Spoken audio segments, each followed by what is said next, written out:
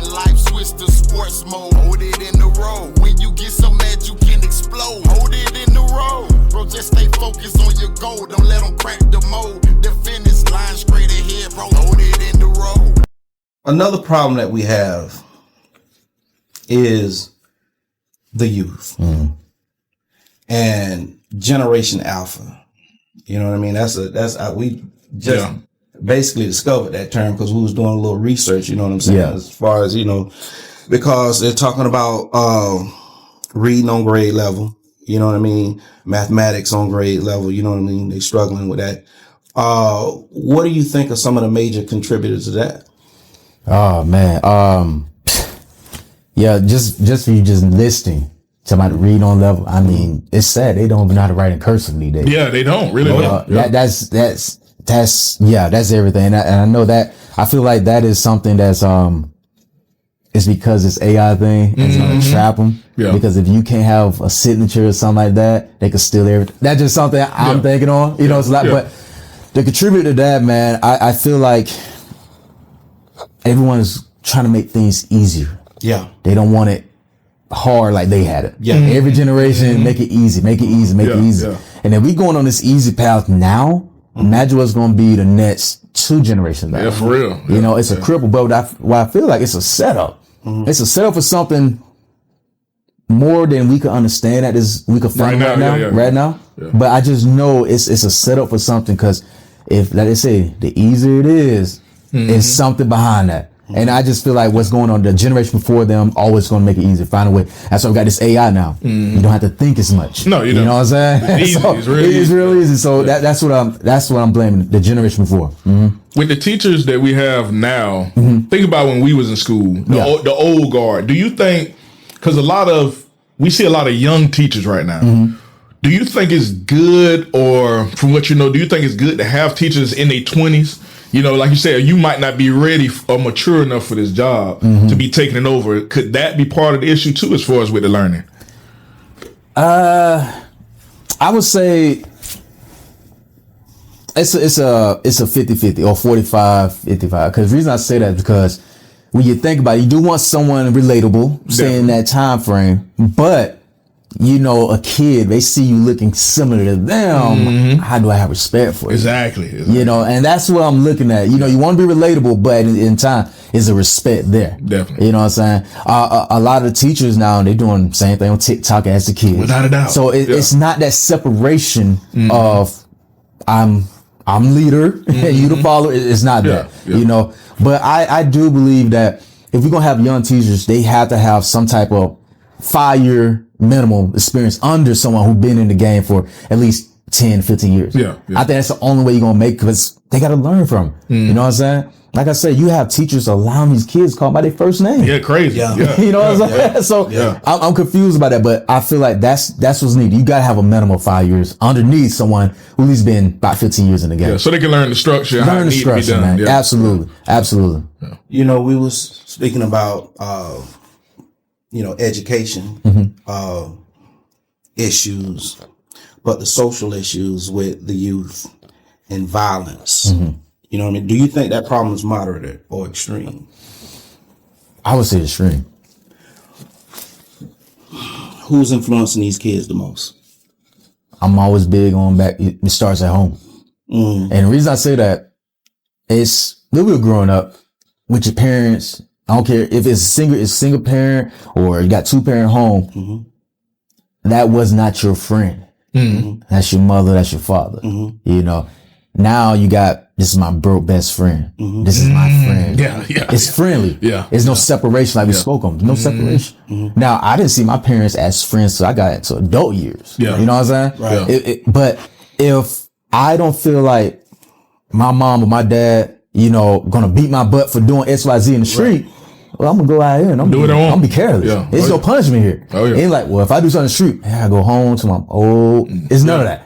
So that's why I say it's extreme, because it starts at home. You know, you gotta think about it. Now you gotta spare the rod these days. Right. They sparing the rod. When we was growing up, was this? No. You know? And then on top of that, it's no village. When we were growing, I remember like it was yesterday. That's a big one. I was 3, maybe 4. I was at my babysitter house. I remember like yesterday. I looked for my babysitter on Kissimmee Street. I get off the porch and I go to her house. Next door neighbor now. She whooped me with that switch. I didn't understand until I got in my adult years that she was being part of that village. You know you're supposed to leave that porch. We don't have that. And that's why I feel like it's a stream. Going back to accountability. We don't have the village. Right? Folks at home are sparing it's just not what we had growing up. But everybody say this, like we say, generation. I don't want my child with this generation go through what I went through. But I'm good. That's what I'm saying. We came out good. We came out ambitious. Came out respectable. We did like we should be. Oh yeah. But this next generation not gonna have that because no village, no structure, all that. So the foundation of this generation is completely destroyed. Our numbers in a properly structured household are probably some of the worst in the country. Without a doubt. Now, we do have a lot of brothers that's out there stepping up. But I think, better yet, I know from what I've seen, that the investment in those children is different than your children. Like if I'm messing with or talking to a woman, you know, you hear this all the time, man, them her kids. Yeah. Oh yeah, you hear that? You ain't lying. Yeah. Them her kids. Well, I got, you know what I'm saying, 2 kids, she got 3 kids. And what we have in our community is we have a lot of this in our community where I'm here with Daniel's kids. My kids live with Trayvon and you know what I mean, and my baby mama. You get what I'm saying? Yeah. So it's very rarely do you find a properly structured home where we're married, we had kids, you know what I mean? Right. And I'm a present father every day. You know, how important is that present father? Oh man, very. You gotta think about for a son. I see my dad. I want to be him. Yeah, that's your hero. Yes, yeah. Right? Oh yeah. As a daughter, I want my husband to be my dad. Oh yeah. So it's very important. And I'm going back to the old days. Even think about it. Even then, even though I'm not saying the old days was perfect, you know, and all that stuff, but if you look at history, you know, that father present was there. It was there.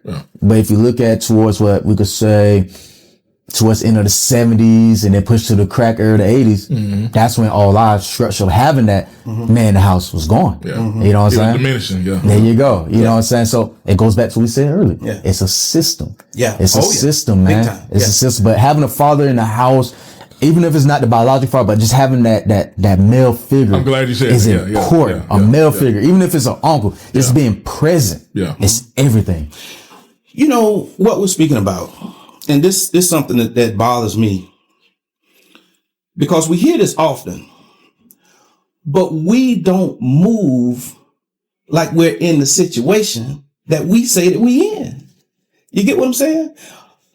If you look at the trajectory, like that's what you was talking about.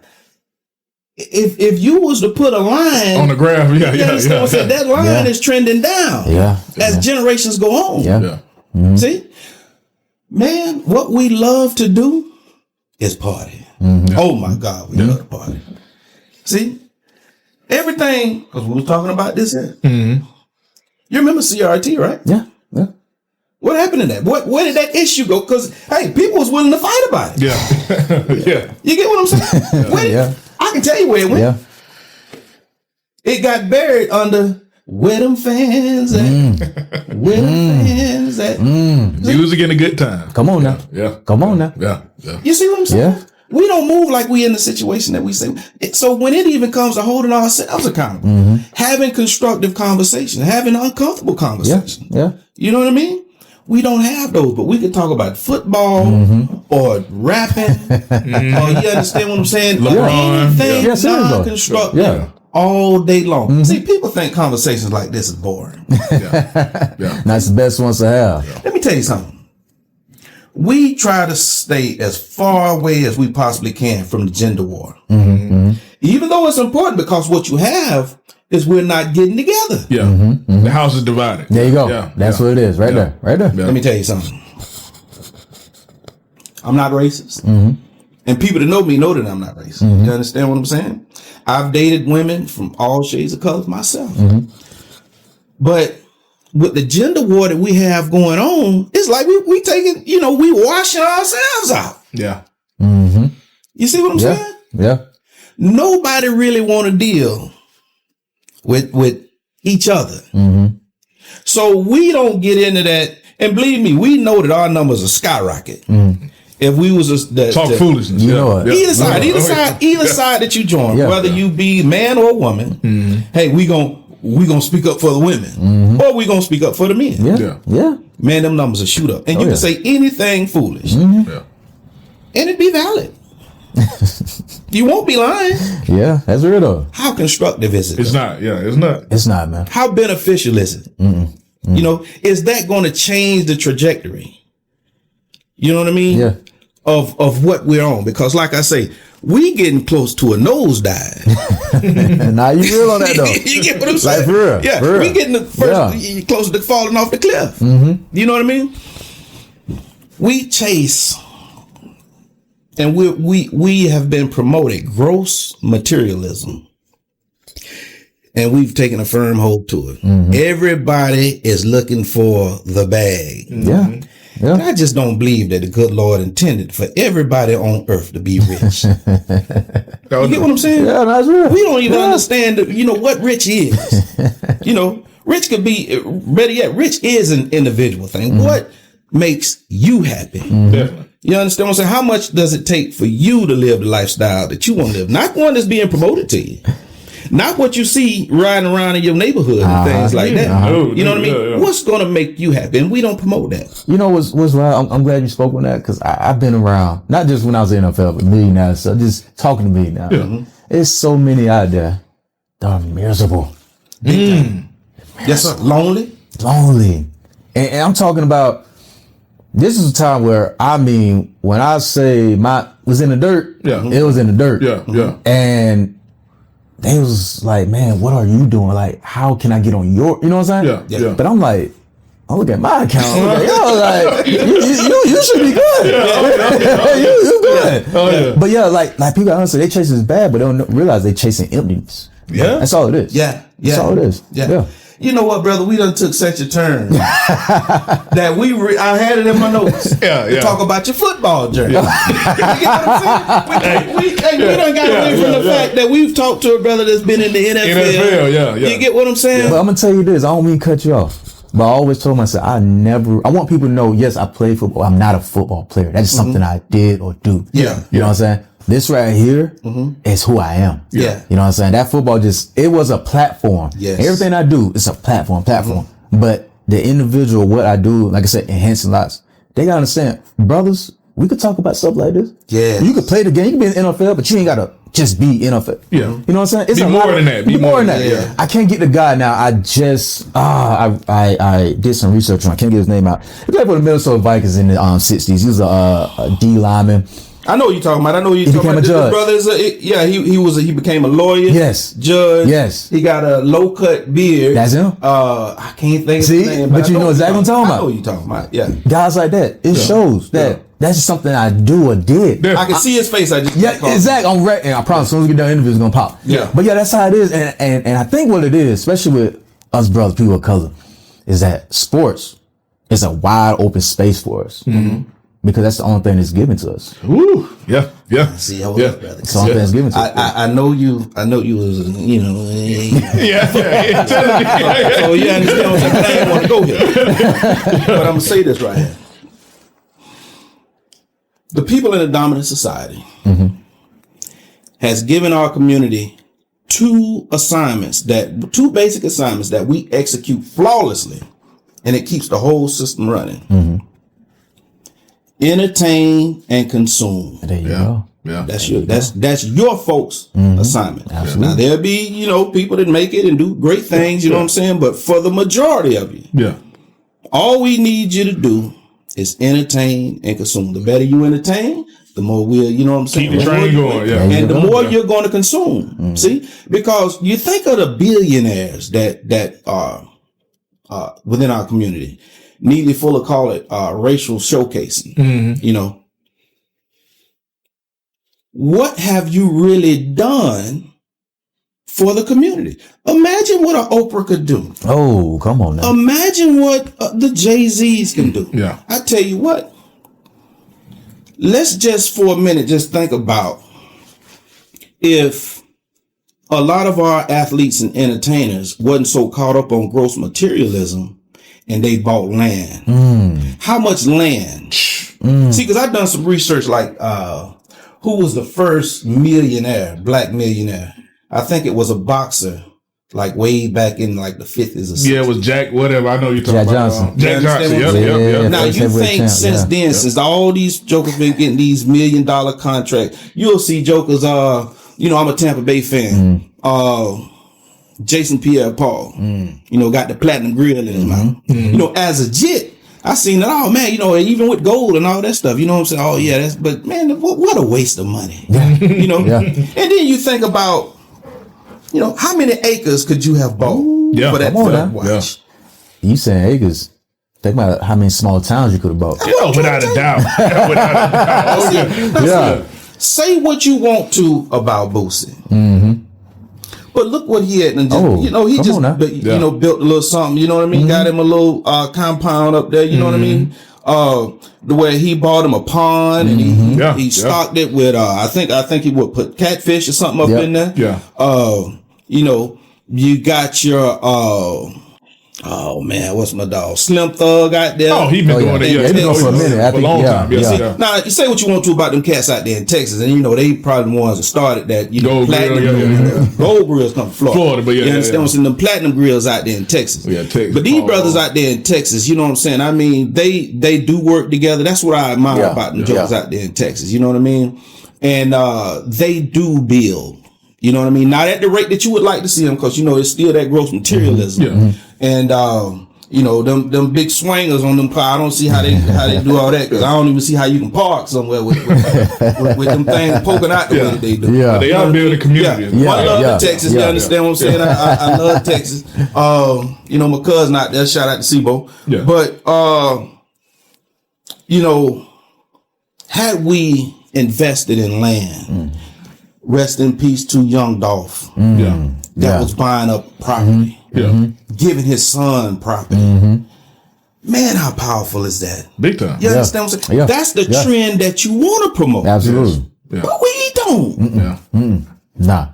See what I'm saying? We promote to ourselves. That's it. Absolute foolishness. Absolutely. And we are expected to stand in solidarity with foolishness. Or you'll be a UTC. You understand what I'm talking about? I'm with you though. Yeah, that's real. See? That's real. So it's a lot of things that we have to do in-house before we take on any challenges. Absolutely. Absolutely. You know what I mean? Yeah. How do you feel about today's rap, hip hop? You know, I was in the back of my head. I was like, it's coming. I knew it. I see what's going. To be honest, it's like, I guess because I'm on that other side now. And I remember hearing my aunts and uncles, they talking like, oh, y'all music, this and that. And now I'm the type saying it. Yeah. But I'm like, wow, like things are talking. I'm not going to say the artist's name. However, beating on women, you know, choking them, calling women the B's, the H's and all the other stuff, you know, it's just so much that I know, because they look at, you know, putting interns at this pedestal and they saying this is the lifestyle, the drugs they take it, this lifestyle, not doing research. I always been a research guy. I want to know who you are as an individual. I know this is a persona that you put on. Because a lot of them, for instance, those who talking about the party drug, this and that, they don't even take that. Don't even do it. But they got these jits out here taking it. You know what I'm saying? They thinking this is how you make better music. So now you got these young ones thinking this is how I'm gonna make my content, this and that, doing that. You got, I'm even with the women. With the bodies. Now these little girls, they're not proud of who they are. Naturally, they think, the natural beauty. Now they think, oh, I need to go get surgery, do this. But the thing is, it's only in our community. Heavy. I listen to country music all the time. I don't hear that. I do not. They tell great stories, but you do not hear that. Nothing about it. You know what I'm saying?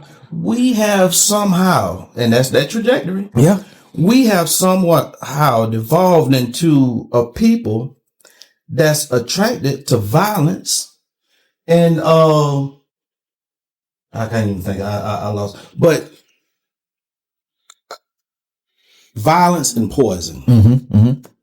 You understand what I'm saying? We are doing this to ourselves. Self-hate. Yeah.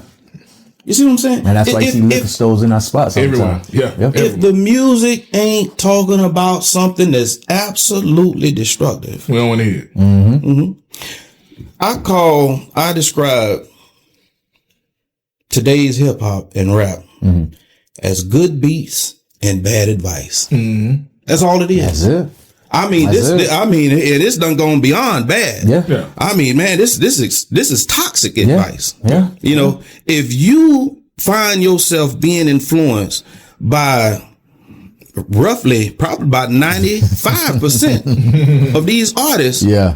man, you in a jam. Oh, absolutely. You know? Absolutely. We was on the phone last night, and just out of just curiosity, my son, 8 years old, I say, who is your favorite rapper?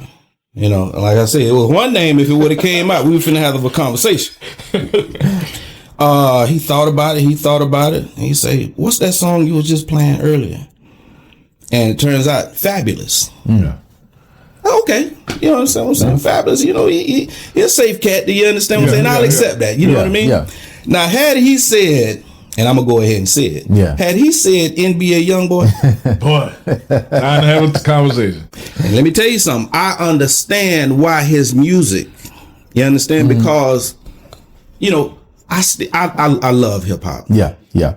You understand? I don't listen to it the way that I used to, but I'm the type of person. Yeah, I like the rhythm. I like the beat. You know, and I grew up in the era of, you know, I was a young man when it turned to the gangster. Right. You know what I mean? But like I say, that trajectory, it just got worse and worse and worse and worse and worse. Now, a lot of our artists are serial killers. Yes. Yes. Yes. I don't think people understand serial killers Yeah. to where having bodies. What? Yeah. Yeah. Yeah. What? I've said this, and I'm not scared to say it, because the older I get, the less I care. If I had a magic bullet that would kill any genre of music with tears in my eyes, hip hop would be dead, bro. Too destructive. Yeah. Yeah. I understand that we are a very creative people. We are very talented. When it dies, we will create something else. Oh yeah. Yeah. Oh, Hip hop in its youth was just a phenom, right? But hip hop is the same age as I am. You understand? Hip hop just turned fit. Well, hip hop a little bit older than I am. Yeah. But I remember hip hop's entire journey. See, hip hop turned into a gangster. Then that joker got hooked on drugs. He became a homosexual. Then that joker started worshiping the devil. You see what I'm saying? To me, hip hop personified is that dude, Lil Uzi Vert. You understand what I'm talking about? I think that joker got an upside down cross tattooed on his tongue. It's something crazy. Yeah. Yeah. Yeah. Yeah. That's where we at with it, bro. Now, that is not beneficial to nobody. Like you said, I listen to country and I think the exact same thing. These people can rock stadiums.